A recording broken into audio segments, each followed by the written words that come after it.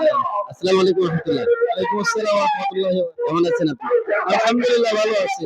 আচ্ছা, আজকে দেখলাম যে ইসলামী আন্দোলন বাংলাদেশ যে আজকে গণসমাবেশের আয়োজন করা হয়েছে, এখানে অতিথি হিসেবে গোলাম পরোয়ার সাহেব থাকবেন আমরা যতটুকু জানতে পেরেছি।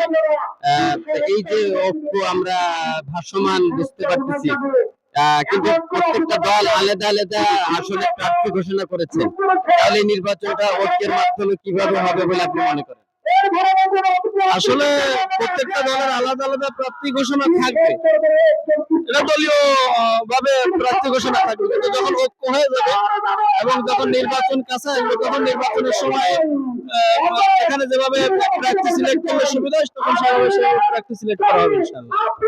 আচ্ছা, এই যে ইসলামী দলগুলোর একটা ঐক্যের সম্ভাবনা দেখা যাচ্ছে, এতে আপনার অনুভূতি কি, কেমন লাগছে? এবং এই ঐক্য যদি এক থাকে তাহলে আগামী দিনে বাংলাদেশে ইসলামী দলগুলোর ভাবমূর্তি কেমন হবে?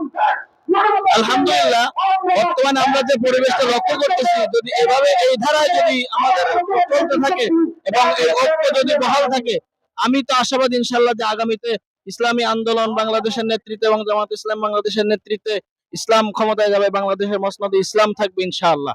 এই আশা করতে পারি আমি ইনশাআল্লাহ।